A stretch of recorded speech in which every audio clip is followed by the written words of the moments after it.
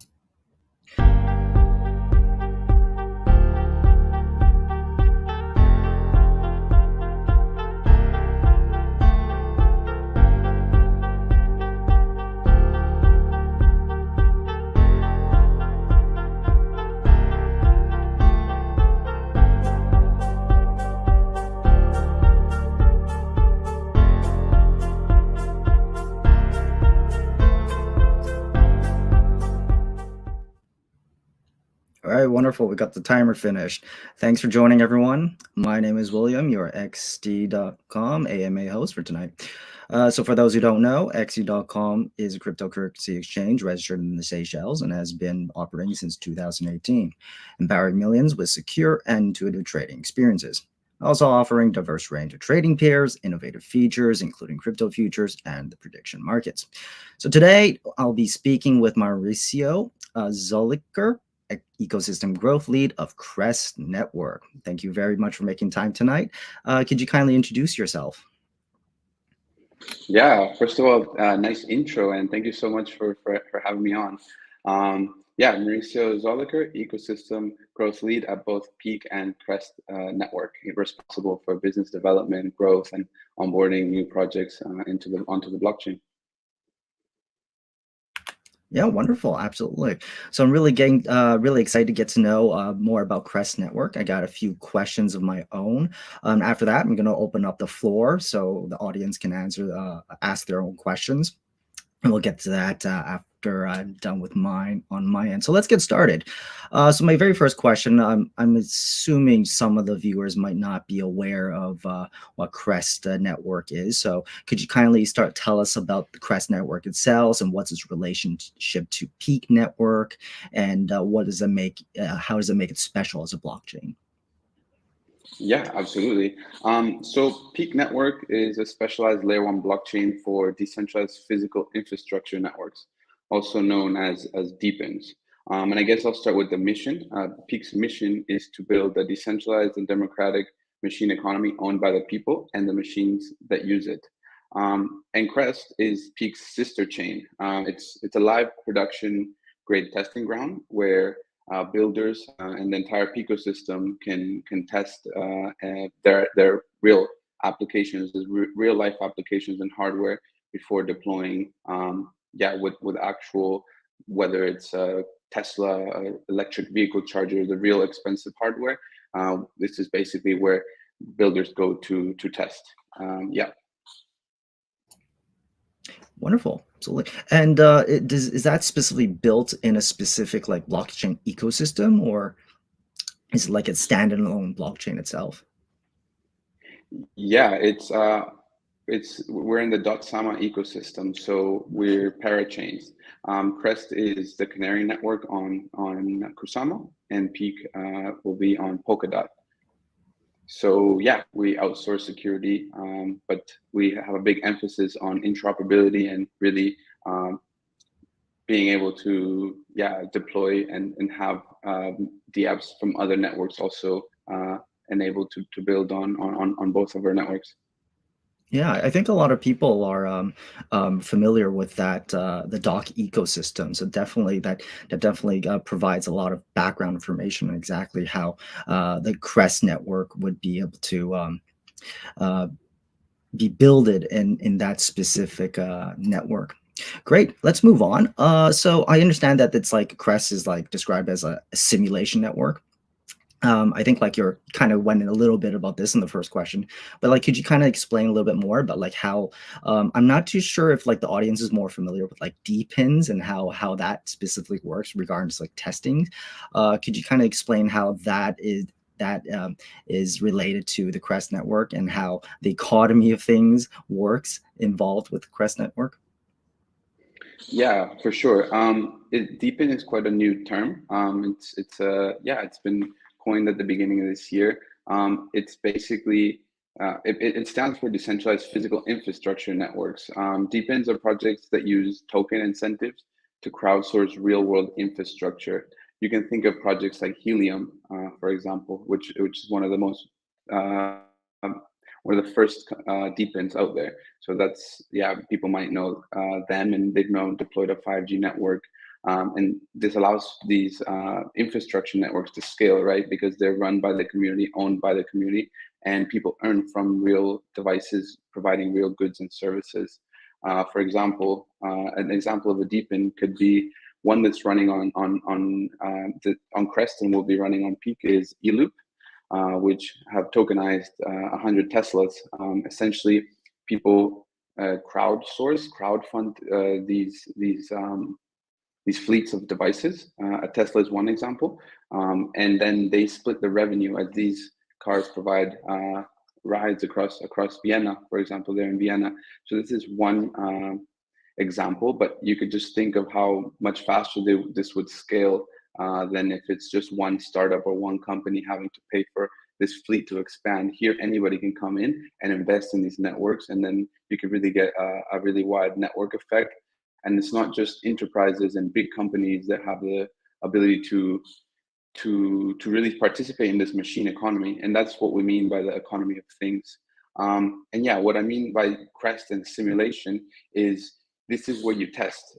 We use these Raspberry Pis and similar devices to simulate this hardware, like this real. You don't want to be testing with real paying customers and real Teslas. You know what I mean? That's going to be expensive, inefficient, and so on. So you make sure your economics are aligned, your transactions, your role-based access control, all these features that your Deepin needs and your machines and hardware or devices need to process and transact, etc., need to be flawless before you really deploy in the real world, right? It's not just virtual stuff. So that's when Crest comes in. So this is basically the place where you test, you make sure everything's in place, running smoothly, and then essentially move on once everything has been perfected, deploy on the Peak network with the real hardware. Yeah, that's really interesting. I think you also like answered another one of my questions I was about to ask. So like my next question was going to be about like barriers to entry, but like I think like your answer to my previous question kind of covers a little bit about that. Like I totally understand like when startups you're always like on a crunch for cash flow and money and funding, and of course you won't have like enough money to buy a fleet of cars, especially Teslas. So that definitely addresses barrier entry. Are there any other specific like reasons or any specific other features that the Crest Network would help to address barriers of entry to help the little guy start out? I would understand that like there'd be different benefits of to different user groups using the blockchain as a new technology. If there are any other ones, great. If not, we can always move on my next question. Yeah, no, there are lots of benefits. Obviously, the testing being cheaper is a big emphasis on Crest Network. But I mean, there's things you want to try out. You know, you experiment. You're not 100% sure things are going to work out, and it's always nice to deploy on an actual network where there's economics involved, and you're actually really testing governance, tokenomics, payments. So you really, it's not just it's not just testing it. You know, you're really sending value and transacting. So there's still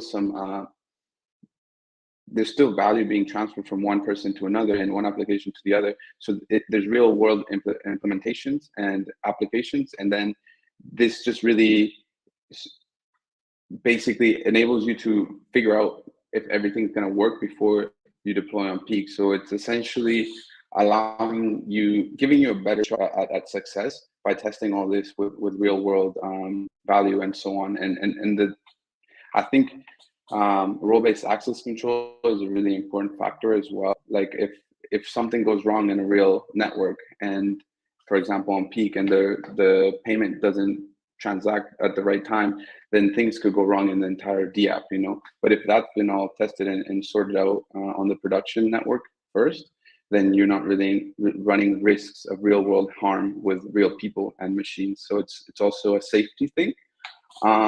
And then AI, with the big AI boom right now, it's perfect for automation. You can test automation now with AI tools and so on before deploying them as well, like we said, with the real hardware. So you can really, there's lots of, there's a learning curve there. Like you don't just plug in an AI model and everything works perfectly. You got to teach it certain things and automate certain processes different ways, try different things. So this is another really big thing for Crest now. We're seeing the Deepends really try to automate these processes before deploying on Peak, which overall means a better product, final product launched on Peak.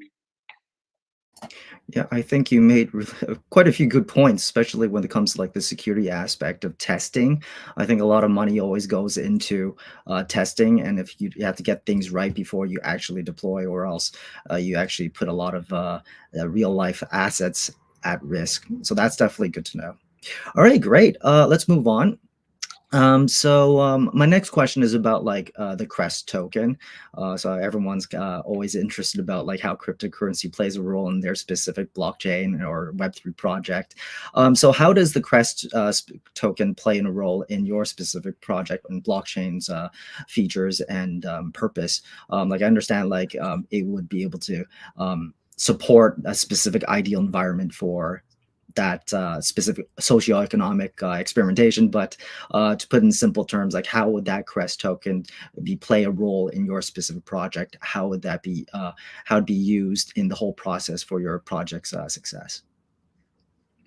Yeah, exactly. So there's a lot of implementation that will come also for the Crest token when Peak launches, and it's really the network's lifeblood. You know, all it's used to pay transaction fees, enables governance functions on Crest, and basically anything you can think of Ethereum, any layer one uses their token to do everything across the ecosystem. So later on, when we implement machine DeFi, people will also be able to stake this token to basically invest into these assets.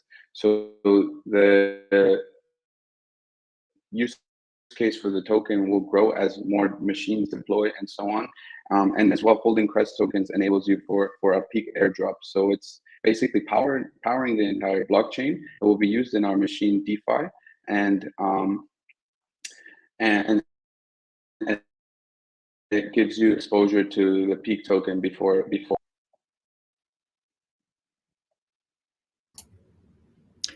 Yeah, I think your connection is a little bit choppy, but I think we we definitely heard the last part. The exposure to the Peak token, so that definitely plays a big role. I think the big word that popped in my head when you were explaining was the word airdrop. That kind of big exclamation mark went over my head. So I think for those people who are interested in airdrops and definitely get a little bit more exposure to the Peak network, that's the Crest token definitely plays a role in that. So that's something to look into.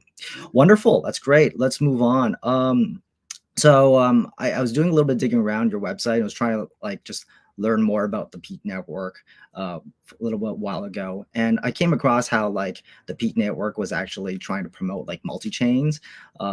So that's, and I was trying to understand like how would that specifically relate to the Crest network. If you can kind of explain a little bit that'd be great. Yeah, I just maybe touch back on the last question in case it cut off and someone didn't hear, because I did see it was like buffering. Yeah, Yes, sure. the Crest is the token's network's lifeblood. It's used for all transactions on the network. It enables governance functions on Crest. It will be used in machine DeFi, so you can invest into machines with the Crest tokens, and there is its exposure to Peak because there will be an airdrop to Crest holders when Peak launches. So those are what the token's used for across the ecosystem.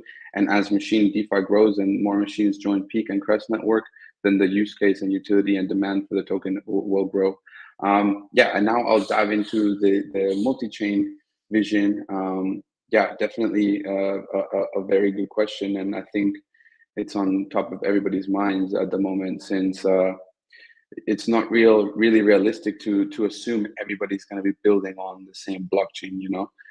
Projects will have been here before, or will be there after, will be deploying on certain things, certain smart contracts, and so on. And you need to make sure, if you want to be leading at the top of the industry, that you can really collaborate and work with all these top projects. You can't assume that everybody will be building on that same blockchain. So we've taken that basically multi-chain approach and are really bridging and enabling our machine IDs. So Peak's machine IDs and Crest machine IDs are compatible with a variety of networks. So by default, Peak and Crest are EVM compatible, substrate-based smart contracts. And like I mentioned, Peak IDs and Crest IDs are available on Cosmos, BNB, Beacon Chain, Solana, and Ethereum, and that list continues to grow. We're doing a few integrations, bridge integrations, and so on. And we want, really people that have been building Deepends or machine applications on different networks to still be able to leverage our ecosystem and be able to deploy certain things, even if they've already deployed certain things there. We want them. We're like a machine-focused layer one, so there's certain things that they're not going to have on a Solana or an Ethereum. There's certain functionalities that might be unique to their hardware, and they could leverage them there. And we see that, and we notice that they will be interested to have the access to that. So now we're creating that multi-chain interoperability from day one, so all these projects can benefit from Peak's infrastructure. Wonderful. Thank you very much for the explanation. I just couldn't help but notice someone mentioned in the comments that the host looked stressed. It's been a long day. All right, let's move on. Okay, so I got another question. And this one specifically related to the new project, how the Crest testing grounds is for specific new products. I'm assuming it's like IoT products and specific features related to IoT. And what I'm trying to ask is how can users specifically get involved if they have they're coming up with their own IoT devices, or maybe they're in school and they're coming up with something new and they want to be able to integrate something into blockchain and test things out. How would users get involved, and how would these new products be and these specific features be related to the economy of things, or related to Crest? Yeah, absolutely. We actually have a grant program for entrepreneurs and people building these type of applications. And we've also got an SDK. So we're trying to facilitate the process of building these IoT apps and Deepends, because we know not everybody is coming from a Web3 background in IoT, and they might have a really good idea or a really good piece of hardware that could maybe have multiple use cases and deepen, and it's an opportunity for them to scale. Therefore, we have an SDK which facilitates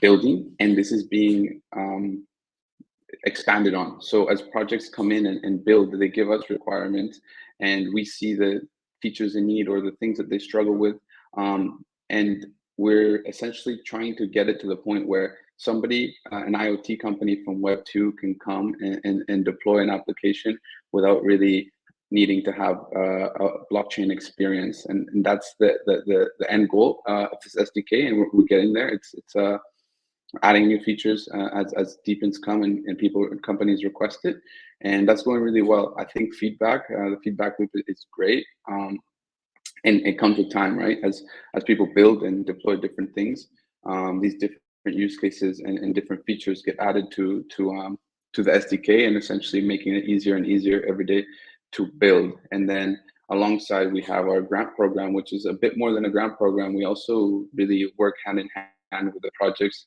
deploying. So for example, what you mentioned now, if someone's interested and has a product or an idea for a product, they can always fill out a grant application and really tell us their idea and so on. And then we facilitate them deploying it and building it on Peak. Yeah, we involve our engineering team, we involve a product team, and yeah, I mean, we just want as many high quality applications building, so then you can really build the economy of things. You know, if you have one or two machines or applications here and there, it's nice, but the idea is to have all these machines coming together or apps coming together and building an ecosystem. You know, so one example could be the tokenized Teslas. They're riding around, and in their mapping, the Google Maps, they could be using a decentralized Google mapping service, and then they could find their charging station, which is a different at Deepend, building an open network of car charging stations where anybody from their house can just post their charger, and people can come and pay them for the electricity they used.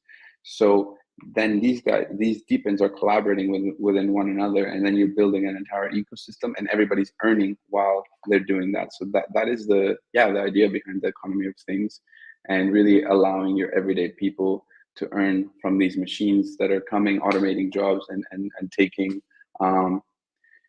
basically taking some of the work that we've been used to doing, but now we should at least be able to earn from it, and that's the idea. Yeah, that sounds great. You know, when I was reading the website, first thing that popped in my head was, you know, those really high-tech refrigerators that are like connected to the internet. Like I think it was like a few models come to mind, like the Samsungs that produce, and they actually specifically scan exactly what you have in your fridge. And I figured like if it's like economy of things related to IoT things, well, like one of these days you're gonna have like charge one of your wallets with cryptocurrency, and then specifically be connected to your your home's IoT network. And then I don't know, maybe like your fridge will prompt you once a week to automatically buy specific groceries for you. I think like the future, especially now we have the AI boom, is actually pretty wide. And now that we have like IoT specifically related to blockchain, and this actually giving a lot of developers of all these new tools and opportunities to be able to build stuff like really sci-fi stuff like that, I think that really gets a lot of people excited. Yeah, Okay. that's a really good example. Yeah, and another example could be like your data. So all this data is just going to corporations, and they can use it and sell it as they'd like. But if you're basically your applications are running on the blockchain, you could choose who accesses your data, who you sell it to, and you can monetize it. So it's nice for companies to know all these things about you, but it's nicer if you choose what they know about you, and they pay you for it if they want to know that information. So that's a really cool thing about building these applications on a decentralized infrastructure. Yeah, that sounds great. If I ever buy one of those like super high-tech Samsung fridges that scans what I'm eating, I'd love to get paid for Samsung if they want to know what I'm eating. Exactly, right? All right, wonderful. Yeah, let's move on. Let's move on to the next question. So my next question specifically refers to community involvement, and you know, in the world of Web3, it's building our community, our followers. It's so important because we're like the cusp. We're like before mass mainstream adoption, and getting more people to understand the importance of our project is like so crucial to get actually properly adopted out there in the world. And first mover advantage is always a big thing, especially in the world of blockchain and Web3. Yeah, so that being said, are there any specific like community incentives, or like specifically how individuals think like, oh, you know what, this is like something I can do. I'm into IoT and I'm a developer, or I like to be in development in the future, and this is interesting to me. I love to kind of like get into this, on more of like on an individual level, maybe. How would the community be able to get involved, and what kind of like how are they incentivized to do so, regardless if it's like Crest Network or Peak Network? Yeah, this is really crucial in these, like you said, in Web3, and especially if you want to deploy, scale hardware across certain regions or areas. So we have a really big emphasis on community and building, and we've actually just putting our finishing touches on our ambassador program. So stay tuned to our to our Twitters. Yeah, both Crest and Peak will be releasing information on how you can become an ambassador. And yeah, this is basically dedicated to our loyal community members who really understand the ecosystem and want to grow and learn and help us grow together, you know. We're doing a lot of different initiatives. So the ambassador programs will be earning tokens, PFPs, and certain things they'll be vested. Certain things you'll have access to specific yeah, I can't really release too much because it's really coming out very soon. But it's really cool. It'll be a lot of incentives for the community, and people will be able to really get engaged, whether it's with hardware, giveaways, tokens, and participate in the growth of the ecosystem. It's not just Twitter, like you're actually going to get hardware and so on. So it's exciting. Yeah, and we're also doing community guests and giveaways that we have a Zeely, where we do a lot of tasks. Like you said, developers as well, they can get involved. We set up different initiatives and tasks. We want people to connect certain devices, maybe more of these Raspberry Pis. For example, we had an initiative and we ran it on Zeely. So when we're deploying different things, sometimes we have tasks, and people can always get involved. So check out our Twitter and our Zeely if you want to learn more. And of course, our Discord, you can ask us. We have our community manager in there, and we have some of our devs always keeping up with what's going on in there to make sure everybody has all their questions answered. If you want to know more about the ecosystem, projects building on Crest and Peak, you can look for info there. And we also host community calls in the Discord. So yeah, big focus on that. And we are going to be starting to do hardware giveaways. So we'll be giving away different pieces of hardware that you can connect and start earning. So I think those are really interesting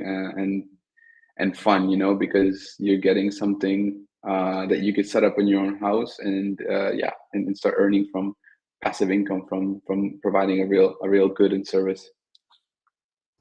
Yeah, there's like so many different opportunities. People just need to go and like go on Discord, go on Telegram, like be social, be just kind of like um open your eyes to Twitter. Like look, just there's so many different opportunities, and I think a lot of people are just missing out. It's kind of like people back in the day when like YouTube just started and you had like just a few YouTubers going on, but like because they were like such an early adopters of that technology, that video platform, like when YouTube hit mainstream, like people follow who other people follow, and I see the same thing happening to the Web3 industry.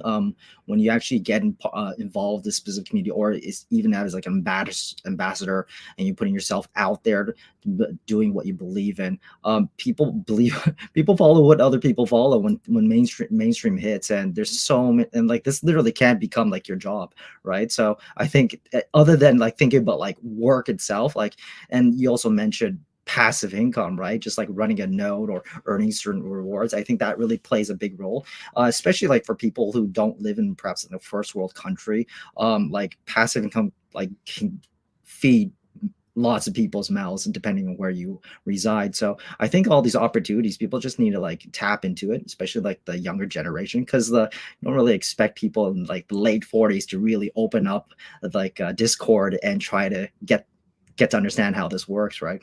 But those who tend to be a little bit more tech savvy might be able to. But for those who are a little bit younger, who are a little bit more, savvy with like Discord and Telegram and whatnot, I think there's like so many opportunities, like you mentioned.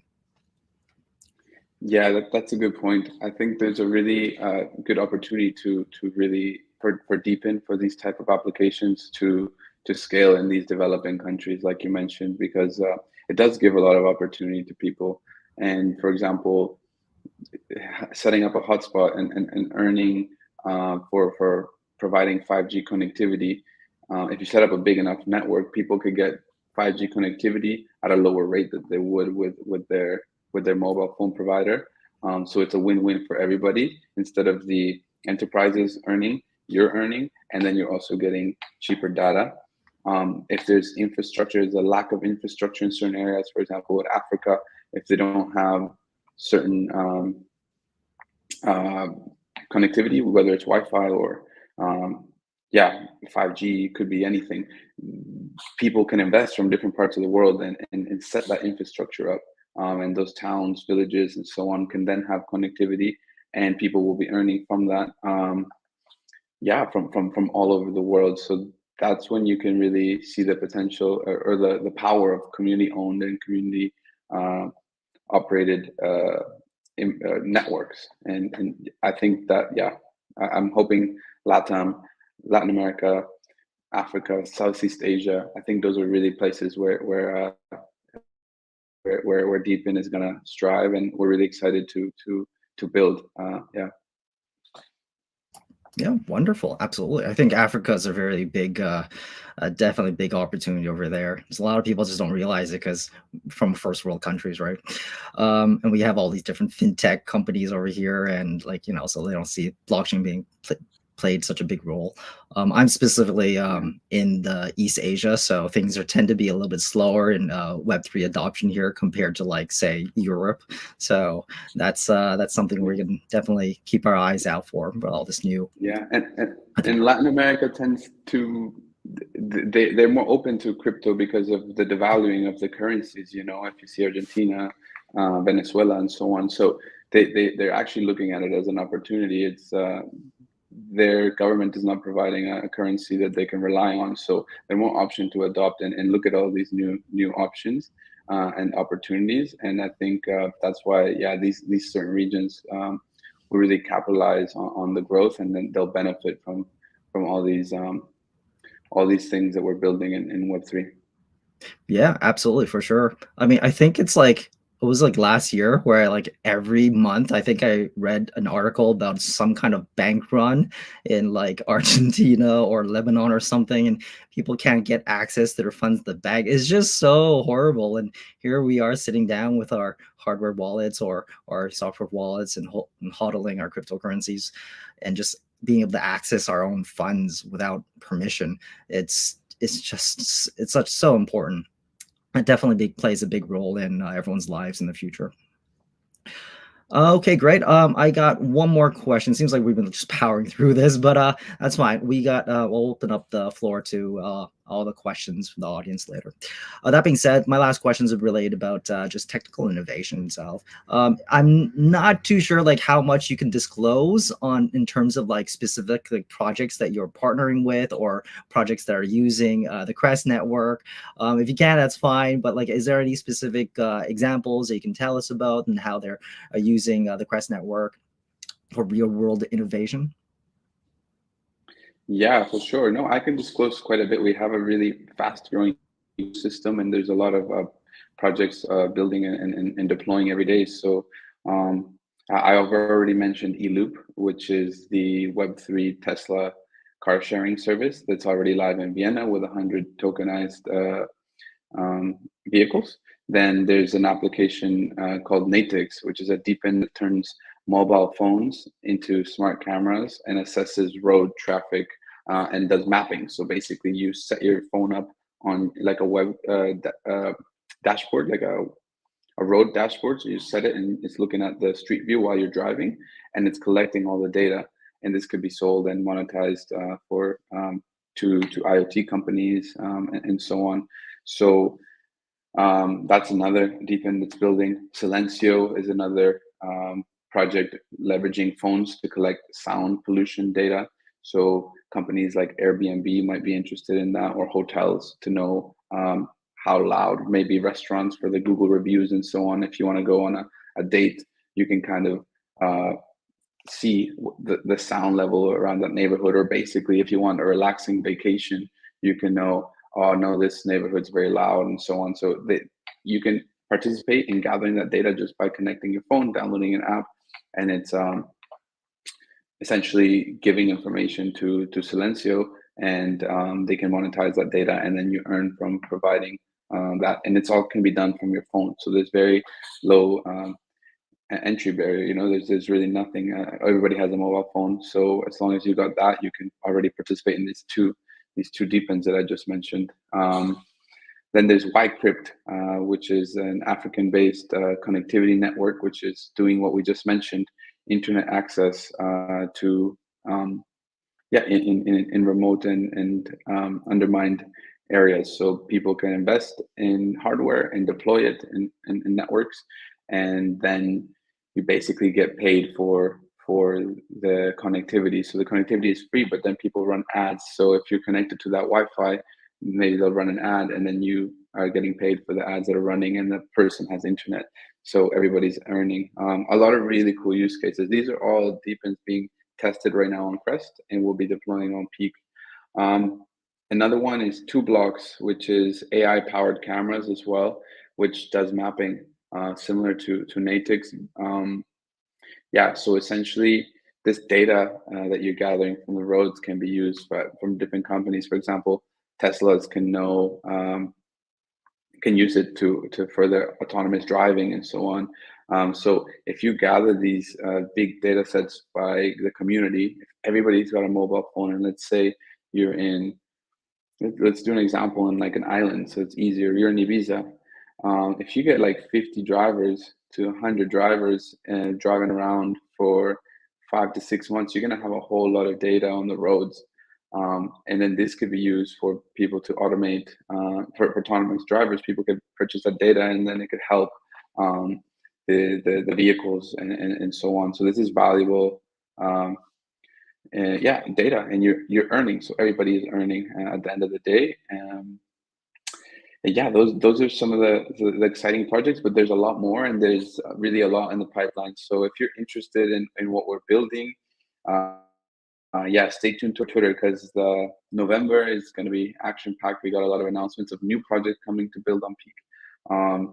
And yeah, the launch of Peak is scheduled for Q1 next year. Yeah, a lot of exciting stuff. So really, really, really glad to be in this industry, this Web3 industry. I think, yeah, it's been a long bear market, but I think we got bright days ahead. Yeah, a little bit too long of a bear market, but I think the worst has been over, and you know what? I think the next 2 years are going to be a little bit quite interesting. We're just waiting for a little bit more of adoption. Not going to mention any specific names or any specific legal entities and whatnot, but yeah, I think we're just like a few months away to see a little bit more of a party going on. All right, great. Let's move on. So now I'm just going to open up the floor to the audience. Seems like there's a whole bunch of questions now. I saved a few as much as I could, just multitasking throughout this AMA. So let's see if we can go answer as many as we can. I see there's a first one. Sorry if I butcher your name accidentally. Mr. Muhib Ula, and he's asking, can you list 1, 2, 3 killer features of your project that makes it ahead of its competitors? So like there's other like test networks, like I don't know, like the Ethereum Gorelli test network or whatnot. What is specifically competitive? What's the competitive advantage of Crest Network, and what do you feel most confident about it? Yeah, well, I think we're reaching a maturity stage in Web3, and yeah, you'll kind of notice that with what we're building here. We're deploying real world use cases, real hardware, real applications, and these things are providing real services. So it's very hard to find that in Web3. Well, it's becoming more and more now, but I think that's our most, I would say, killer feature, is that we're really building products that are providing services. That's one.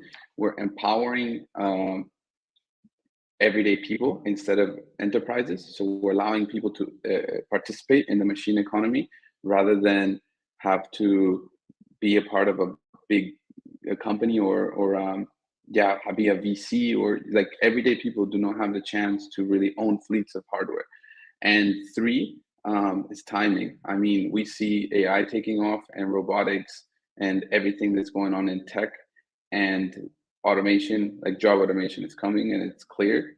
And we're basically set to allow people to earn from this automation that is going to come, rather than just hand the reins to the corporation. So I think those three things are basically the golden points, like being community driven and allowing people to really take part in this machine economy. Yeah, I think you made some good points. Definitely wouldn't need to be able to like. I think it's more like barrier for entry, where like you don't have to compete with the big corporations, because as a community or as an individual yourself, that really be able to lowers the barrier to entry significantly, because it's you can just I think join. Yeah, sorry to cut you off. I think one last thing I forgot to mention that's very clear is that Deepend makes sense to people that aren't in Web3. So it's also an opportunity for your everyday person to be like, oh, okay, so now I understand, because I'm seeing hardware, I'm seeing how it's functioning, I'm seeing the services providing, and then they dive into like, how is this working and how are they earning?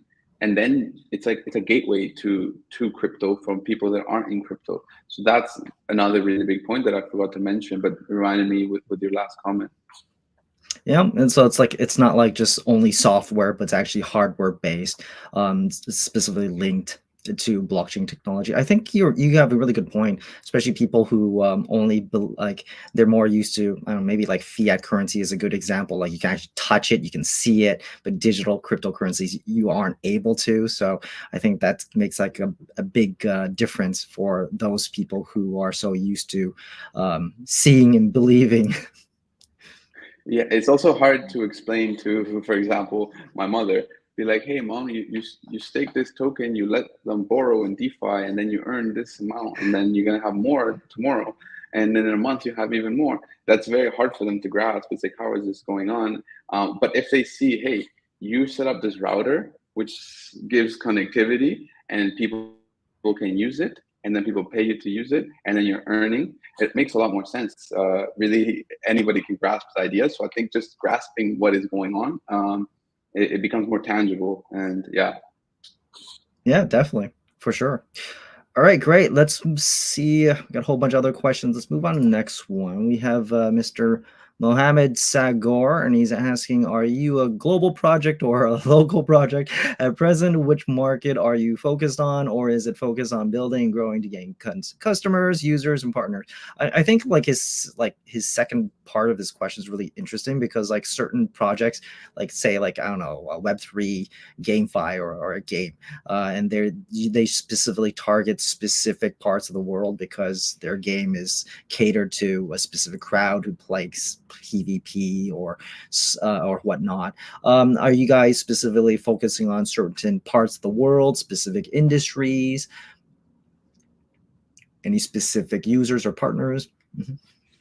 Yeah, I wouldn't say we're a local project. No, we're a global project. So we can really deploy anywhere.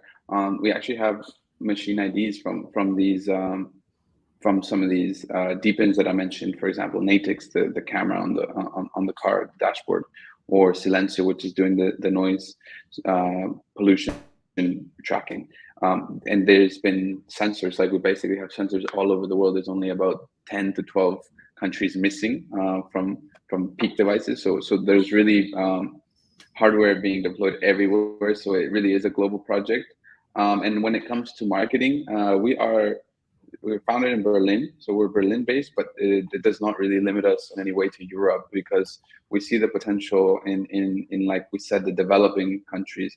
I think there's a lot better opportunity to scale because of all the things that we've been mentioning throughout the AMA, like the opportunities, because there's lack of infrastructure. So then people could deploy the infrastructure in those regions, and there's also the people are more open to it. If you go to El Salvador, Argentina, like you said, they're more open to the opportunity than these first world countries, and as well, the first world countries are a bit delayed on a bit behind on regulation. So yeah, I think we're not really targeting, but we see the potential to grow in these developing countries, and for it to have a bigger benefit for everybody faster. But then again, we are an open layer one blockchain. We're an open network. Anybody could build an application. If you want to build an application that's based in Vienna or Berlin, you can do so as well. Yeah, it's really a global project, I would say. Yeah, that makes sense. I just think a lot of countries out there are just lagging a little bit behind on the just regulation aspect for cryptocurrencies. So, like when you start seeing that change, and I've no doubt it's going to be changing quite rapidly in the next few years, you're going to see a lot of these like Web3 projects. They're going to stop being limiting themselves to very specific parts of the world or specific industries. Things are just going to go expand, and we're probably going to go through like this huge expansion spurt for like a year or two until something happens, and then there's going to lag, and then we're going to go forward and whatnot. But absolutely, wonderful. Thank you very much, Mohammed, for asking, and that's a lovely answer. Let's move on to the next question. I see this one over here. Sorry for if I might be butchering your name again. Mr. Man. Do you have an audit certificate? So, are you working to audit your project? Is someone's auditing it? How is like the security aspect of that being addressed? There's so basically if you can address anything related to security or reliability for your test network or even peak network, I think that'd be great. Yeah, exactly. Yeah, we actually do have an audit certificate, and you could find it in our documentations. If you go to our documentations, you'll find it on our website. You can find certificates, and the security. When it comes to security, that's when Crest is so important, right? So we're testing everything, and basically perfecting everything before we deploy on peak, and it's been great. Like we'll be testing all the bridges and so on Crest, and before we'll bridge our own. Like we'll be deploying all security things first on Crest, and then make sure it's battle tested. Get people hackathons, people to check out, try to break it, try to hack it, and then run it onto our production network. So yeah, if you want to check out the audits, go to our documentation, and yeah, we're improving the security every day on Crest. Yeah, that's definitely gives a lot of people, a lot of especially non-tech people, a little bit more of a reassurance. Of course, things can always still go wrong without them, but that definitely shows that the project is really serious about protecting people's digital assets. So that's definitely a very big good step. Wonderful. Let's move on. I got believe a concerned citizen here. We have a Dr. Khairul Islam Sujan. Sorry for butchering the name. He's asking, how can we trust your project we believe you're not a scam project? Are there so many rage pulling and exit scams happening these days? Thank you. That he does make a good point. During the duration of the bull market, there have been some pretty crazy exits rug pulls. So if you could address how serious your project is, and that it's not a scam project. Yep, I think Dr. Sujan Very valid. Appreciate it. Yeah, very valid question. Yeah, it's unfortunate that you see this much in our space. Yeah, I guess we're really enterprise focused and mobility focused. So we work with a lot of big partners, and we've been in like I said, founded in Berlin. So really big with the enterprises there. We're partners. We're part of a Gaia X consortia, which is funded by the EU. So there's been a lot of due diligence done by EU and Bosch and all our partners that are before taking in a project. So I think that might help with the trust score. Yeah, so we are part of Gaia X, which is a consortia led by Bosch, the big manufacturer, to basically provide self-sovereign data for mobility for the EU. So that's just one way. I think it would be very hard to scam the government, and probably not the best idea. But yeah, that's just one thing I can think of the top of mind, and you can also really see in what we're building, what we're developing. it would be very hard to scam with real world assets, with 100 vehicles and people basically verifying their earnings on all that.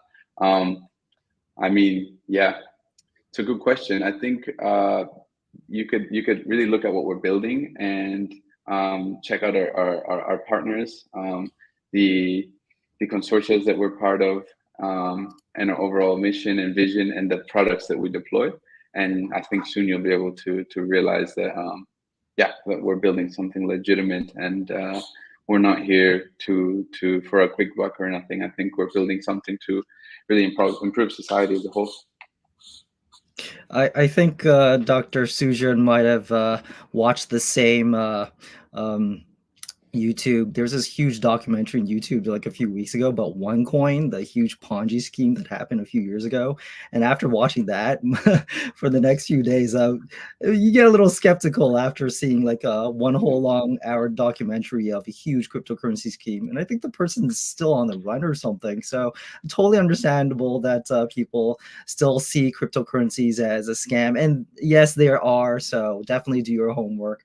But absolutely, hopefully that addressed your concerns, Dr. Sujan. Wonderful. Let's move on. Okay, I see another one here. Okay, this might be a little interesting. Okay, so Mr. Nur Alam wants to ask. He wants to know if your token is available on any exchange and how can he buy your tokens. This might be a good one to end. Yeah, it's our lucky day because we're now trading on XT. We're officially listed on XT today. So you can get our token on XT. Exciting stuff. Thanks again for the exciting listing on Halloween. Absolutely. You know what? We have some time. Let's see if we can go through a few more. Let's see if this one. Okay, I'm trying to find interesting questions. We got another one, Mr. Rubel blogs, and he's asking, was there a private sale? And if so, how much was sold? And was the sale added to liquidity again or be used for the stock market listing? I'm not too sure how much you can divulge into specific private sales or seed rounds and whatnot, but if you could, anything that you can disclose, great. If not, no worries about it. Yeah, there was, we had a public sale for Crest. We didn't have a private sale. We just had a public sale on Funders, which is, it's like a launch pad by Alliance Block. So we did have that public sale. That's the only sale that we've had for Crest specifically. That's it. Yeah, great. I see another one. Someone's asking about staking. Is there any specific staking features related to the Crest Network or Peak Network? If so, how's the yield? I don't know if you have that information on you, but if there is staking, could you kindly clarify this part? Yeah, there is staking benefits. You can stake on collators. Which is the basically validators on parachains. So you can stake. You can check out Subscan, the Crest Subscan, and look at the different percentages that you can get from the different collators available. I think it varies depending on the collator, so you just have to check it out. But we have some trustworthy institutions and validating enterprises that are on the network that you could stake on and earn. You'll also be earning, if you are holding Crest, you'll also be taking part of the peak airdrop coming late Q1. So that's exciting. So there's that staking reward, plus you get to participate in the peak airdrop. Yeah, I think that actually really gets a lot of people pumped. It's like there are people out there to just hunt for airdrops like on a weekly basis. I used to be one of those people, but no, life gets busy, so then you won't be able to hunt for that. So that's something now that you know ahead of time. Definitely look into that. All right, wonderful. Let's. I found another one. Let's see, Mr. Gilang Hermawan. And he's asking, he's assuming that each project has interesting stories before it's created. Can you tell people about the story that you gave the motivation to build and develop a great project like yours? like, so this is like an assumption that there was like some kind of like story that happened, so your team got together like some kind of like Hollywood movie. Was there any specific like demand that like the founders like, you know, experience, or they thought like, okay, this is really this is a necessity in the world, we have to develop the Peak Network, we have to develop the Crest Network because there's a problem in the world and we need to solve it. Any story that um, rele- relevant stories that you can share? Yeah, for sure. I think it's pretty evident that in IoT and smart cities there's going to be an issue because it's closed off silos. You know, it's networks of it's separate networks. So all these machines can't come together on one layer, one infrastructure to communicate with one another. So for example, if the sensors for parking are powered by one company, and then the charging stations are run by another one, then they would have to have this individual partnership. So and then there's payment solutions, and there's all these inefficiencies going through from these siloed applications, whereas it doesn't really make sense and it's not cost efficient. So there is really that issue with IoT and smart cities where everything needs to be connected. It should be built on one infrastructure. So then it's an open network that anybody can participate, not just those individual companies with each other, but an open network where all the machines, devices, and hardware can take part in a machine economy. So that's the issue. We've noticed that there was going to be applications, but it wouldn't become one whole machine economy as a whole. And I think you need decentralization, peer-to-peer transactions, and an open network for that to happen. And that's where, yeah, Peak and Crest come into play. Yeah, I think you made really good points. I think a lot of people don't realize that like those who like use like Facebook or Instagram or even like just using Google search with like your Google account like logged in, like these companies, they have your data and they have the right to sell your data, and you're not profiting off of it. So definitely having these new blockchains like Crest Network, being able to test like your new projects and then be able to deploy it on Peak Network. I think these are definitely addresses real life challenges that are currently just dominated by these huge corporations. But that being said, absolutely, I think this is a good time to stop in that sense. Thank you very much for making time, Mauricio, for sharing your insights and introducing Crest and Peak Network. I hope everyone enjoyed today's AMA and definitely join us again in the future. Thanks again, and hopefully we'd like to find the opportunity to talk to you again about Crest Network. Amazing. Thank you very much for having me. Yeah, thank you everybody who tuned in, and have a great Halloween. And yeah, let's keep pushing it in this Web3 industry, because I think there's a lot of great things coming. Yeah, thanks again for having me. Absolutely. Thank you very much. And definitely happy Halloween for those who are still out there listening to this AMA. Definitely stay safe and have a good one.